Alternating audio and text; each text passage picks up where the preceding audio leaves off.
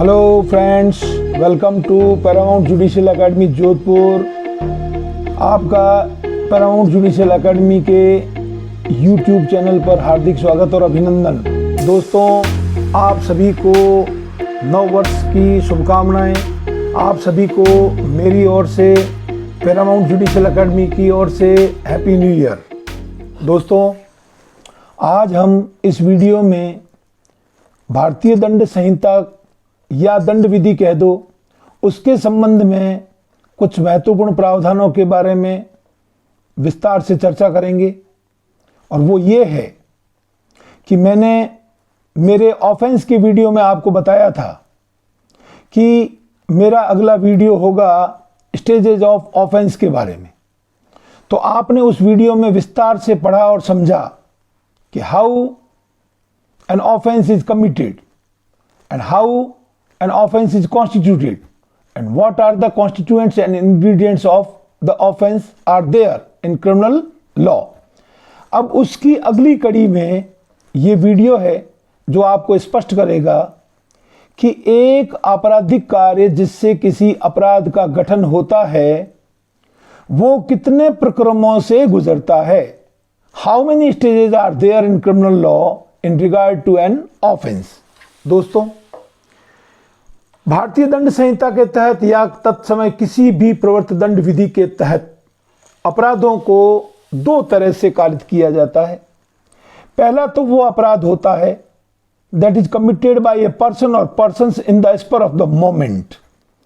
तो अपराध जो है ना, तत्क्षण, तत्काल, एकदम अचानक और फौरन कारित कर दिए जाते हैं। तो उनके संबंध में तो ये प्रक्रम की बात आती ही नहीं है। और इसके विपरीत दूसरे तरीके के वो अपराध होते हैं जो प्री प्लान्ड होते हैं, प्री मेडिटेटेड होते हैं, पूर्व नियोजित योजना के तहत योजनाबद्ध तरीके से जो अपराध कारित किए जाते हैं। ऐसे सभी अपराध 4 प्रक्रमों से होकर गुजरते हैं, एक के बाद एक लगातार दूसरी स्टेज से होकर निकलता है। तो उसके बारे में आज हम चर्चा करेंगे कि यदि कोई अपराध घटित हुआ, यदि कोई अपराध कारित किया गया, तो वो किस किस प्रक्रम से गुजरा और उस स्टेज का कानून के तहत क्या रोल है और किस किस को आपराधिक दायित्व के अधीन करके और दंडित बनाया गया है और किसको दंडित नहीं बनाया गया है। तो सबसे पहला, अपराध मुख्य रूप से 4 प्रकरणों से गुजरता है। प्रकरण नंबर 1 है इंटेंशन, आशय। ये एक मेंटल स्टेट होती है जो किसी व्यक्ति को दिखती नहीं है। इसलिए ये अपराध की जो ये पहली स्टेज है, that is intention, it has not been made punishable in any penal code or any criminal law which is timing in force। परंतु इसकी एक अपवादित दशा है, वो है आपराधिक षड्यंत्र। धारा 120A में तो वो परिभाषित है और 120B में वो दंडनीय बनाया गया है। सिर्फ और सिर्फ 2 व्यक्तियों की जो मिलकर एग्रीमेंट की बात है, वो केवल उनका इंटेंशन है to do a criminal act and in pursuance thereof no any act is committed by those people in spite of that they are held liable and they are punished. ये केवल एक अपवादित दशा है। इसके अलावा किसी भी व्यक्ति के आशय को, मेंटल स्टेट को, in the terms of intention it has not been made punishable. और दिमाग की जो दशा है, किसी व्यक्ति की सोच को दंडनीय नहीं बनाने का कारण यह है कि किस व्यक्ति के दिमाग में क्या आइडिया है, वो क्या सोचता है, वो किस चीज को कंटेम्पलेट करता है, ये तो उसको बनाने वाला भी नहीं जानता। ये तो ईश्वर और खुदा के भी बस में नहीं है कि किसी मनुष्य के दिमाग को पढ़ ले। इसलिए पहली स्टेज को सिवाय आपराधिक षड्यंत्र के छोड़ दिया गया है। दूसरी स्टेज है preparation to commit an offence. तो अपराध को करने की तैयारी। तो साधारणतया और सामान्यतया तमाम अपराधों के बारे में जो तैयारियां हैं उनको भी दंडनीय नहीं बनाया गया है। तैयारी एक ऐसी चीज है जो अपराध करने के बाद में तो बहुत ही महत्वपूर्ण बन जाती है, एक रेलेवेंट फैक्ट के रूप में, एक सुसंगत तथ्य के रूप में, परंतु तमाम अपराधों की तैयारियां दंडनीय नहीं बनाई गई है। एक व्यक्ति रस्सी बाजार से खरीद के लाता है, किसको पता कि वो किसी का गला घोंटने को लाया है। केरोसिन 5 लीटर परचेज करके लाता, किसको पता है किसी को जलाने को लाया है। वो तो घरेलू उपयोग में भी आते हैं, रस्सी भी घरेलू उपयोग में आती है।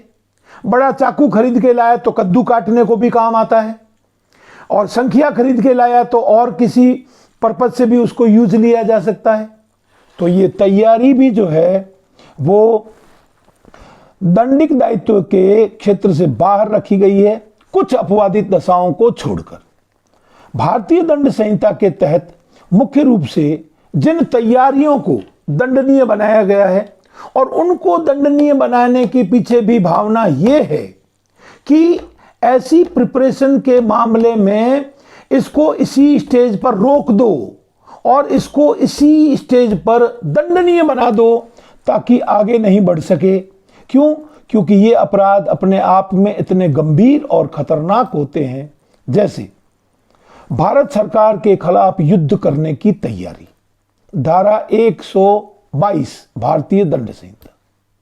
दूसरा, धारा 126 भारत सरकार के साथ मैत्रीपूर्ण संबंध और शांतिपूर्ण संबंध रखने वाले किसी शक्ति के राज्य क्षेत्र में लूटपाट करने की तैयारी, this is punishable under section 126।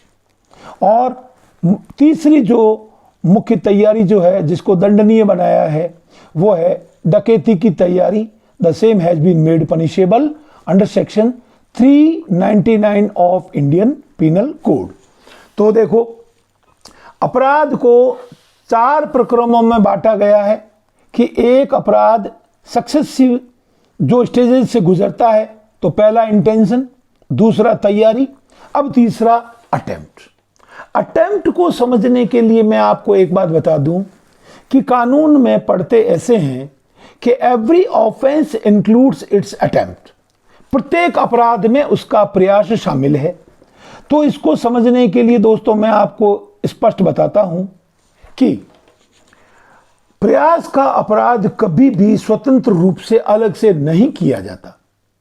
जब कोई आपराधिक कार्य करने की सोच रखने वाला व्यक्ति अपनी सोच के बाद उस अपराध को करने की तैयारी कर लेता है और तैयारी के पश्चात वो अपने सोचे समझे अपने आशयित कार्य को करने के लिए अग्रसर होता है, तो जब वो उसको करने के लिए आगे बढ़ता है तो प्रयास जो है एक किसी दंड विधि के तहत परिभाषित अपराध को सकारात्मक रूप से करने को, उस आपराधिक कार्य को अंजाम देने के लिए आगे बढ़ाया हुआ एक कदम होता है।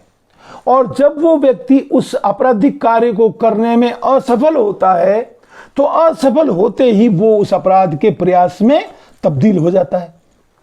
तो देखो, प्रयास में और आपराधिक कार्य की पूर्णता में सिर्फ एक लाइन का फर्क है कि यदि आप सफल हो गए तो आप उस अपराध के दोषी बन जाएंगे जो किसी दंड विधि में परिभाषित और दंडनीय बनाया है, और जिसको करने में आप सफल होने की बजाय आप असफल हो गए तो भी आपका कृत्य दंडनीय बना दिया गया है। क्योंकि यदि आप उसमें सफल हो जाते तो वो अपराध घटित और कारित कर दिया जाता, और आप असफल हो गए, इसके लिए आपका आपराधिक दायित्व उस आपराधिक कार्य को करने से उसकी तुलना में कम दंड से दंडनीय बनाया गया है। अब दोस्तों, अगली स्टेज जो है वो है कॉन्जुमेशन ऑफ द ऑफेंस, अपराध की पूर्णता, आपराधिक कार्य का पूर्ण हो जाना। तो जिस अपराधी ने जिस अपराध को करने के लिए सोचा था, जो प्लान बनाया था, जो उसको करने का आशय था, उसमें यदि वो सफल हो जाता है तो फिर वो भारतीय दंड संहिता या तत्समय प्रवर्त किसी भी विधि के तहत दंडनीय अपराध का आरोपी बन जाता है। दोस्तों, जहां तक अटेम्प्ट का सवाल है, मैं आपको प्रयास के बारे में एक बात स्पष्ट कर दूं, वो ये है कि भारतीय दंड संहिता जो है वो अपराधों के प्रयासों को 3 तरह से डील करती है। 3 तरह से कैसे डील करती है? तो पहली कैटेगरी में तो वो अपराध आते हैं जो अपराधों को खुद को परिभाषित करने की जो धारा है उसी के अंतर्गत प्रयास को रख दिया है। तो प्रयास को रखने का मतलब यह हो गया कि यदि आपने उस परिभाषित अपराध को किया तो भी आपको वही दंड मिलेगा, और अगर आप उस अपराध को करने को असफल हो गए तो आपका अपराध उसके प्रयास में कन्वर्ट हो जाएगा, तब भी आपको उसी दंड से दंडित किया जाएगा जो उस अपराध के स्वयं के लिए कानून में प्रोवाइडेड है। तो ये पहले कैटेगरी के तो वो सारे अटेम्प्ट होते हैं, जैसे ऑफेंस अगेंस्ट स्टेट, या फिर कॉइन्स और स्टैंप्स वगैरह के बारे में अपराध करना। तो ये इस तरह के जो अपराध हैं तो उनको अपराधों को स्वयं को और उनके प्रयासों को एक ही कैटेगरी में रख दिया गया है। फिर कुछ ऐसे अपराध हैं जिनको स्पेसिफिकली बताया गया है, वो है जैसे attempt to murder under section 307 of the Indian penal code, attempt to culpable homicide that is under section 308 IPC, फिर है 309 अटेम्प्ट टू सुसाइड। फिर और जो बाकी के जो बचे हुए प्रयास हैं तो जो पहली कैटेगरी में नहीं आते तो फिर ये दूसरी में आते हैं, जो दूसरी में नहीं आते तो भारतीय दंड संहिता के तमाम जो अपराध हैं, जो अपराधों के रूप में अलग अलग अध्यायों में चैप्टर्स में परिभाषित हैं, उनके प्रयासों को दंडित करने के लिए एक रेजिडुअरी सेक्शन बनाया है। वो अवशिष्ट है, वो है धारा 511। तो जो कोई अपराध जो पहली कैटेगरी में नहीं आता, जो दूसरी में नहीं आता, और फिर भी वो अपराध का प्रयास है, तो धारा 511 के तहत उस अपराध को डील विद करके और उसके अपराधी को दंडित किया जाएगा। जैसे देखो, मर्डर जो है उसको 300 में डिफाइन किया है, पर उसका अटेम्प्ट 307 में रखा है। इसी तरह कल्पेबल होमिसाइड की डेफिनेशन धारा 299 में है, परंतु उसका प्रयास धारा 308 में रखा है। बलात्कार जैसे संगीन जुर्म के लिए भी अलग से प्रयास का प्रावधान नहीं किया गया है। तो अगर कोई भी व्यक्ति बलात्कार के अपराध के प्रयास का दोषी होगा तो वो धारा 376 ऑब्लिक धारा 511 के तहत डील विद किया जाएगा और उसको उसके अनुरूप दंडित किया जाएगा। तो ये मुख्य रूप से 4 प्रक्रम हैं। इन चारों ही प्रक्रमों से होकर के वो अपराध गुजरते हैं जो अपराध प्री प्लान किए जाते हैं, प्रीमेडिटेशन के साथ किए जाते हैं और योजनाबद्ध तरीके से अपनी उस योजना को अंजाम देने के लिए किए जाते हैं। तो पहली स्टेज है इंटेंशन, दूसरा है प्रिपरेशन, तीसरा है अटेम्प्ट और चौथा है उस आपराधिक कार्य का खुद का पूर्ण कर दिया जाना जो कि किसी दंड विधि के तहत अपराध के रूप में परिभाषित है। तो दोस्तों, ये आज का ये वीडियो जो है ये अपराधों के प्रक्रम के बारे में है। अपराध की परिभाषा को समझ लेने के बाद में अपराध के प्रक्रमों को समझना आवश्यक होता है। तत्पश्चात जो है ना पढ़ा जाता है कि आपराधिक दायित्व के सिद्धांत क्या है। इस तरह आप वन आफ्टर अनदर ऐसे ऐसे आगे बढ़ते जाओगे तो आपका क्रिमिनल लॉ का कॉन्सेप्ट क्लियर होता जाएगा। दोस्तों, एक बार फिर यदि आपको ये वीडियो पसंद आया हो तो आप इसे लाइक करो, आप इसे सब्सक्राइब करो, आप बेल आइकन को क्लिक करो और अपने दोस्तों को और जो इस क्षेत्र में जो तैयारियां कर रहे हैं उनको शेयर करो। दोस्तों, इस नए साल में मेरी आप सबको एक बार फिर शुभकामनाएं। और आप जो है ना, एक बात और आपको ज़रूर बताऊंगा कि अभी जो कोरोना काल है इससे निकल जाएं, ऑफलाइन क्लासेस शुरू हो जाएं, ज़िंदगी व्यवस्थित रूप से पटरी पर आ जाए, ऐसी ईश्वर से दुआ करते हैं और आप सभी लोगों का उज्जवल भविष्य हो, ऐसी मैं कामना करता हूं। इन शब्दों के साथ में आज के इस वीडियो में इतना ही। Thank you. जय हिंद।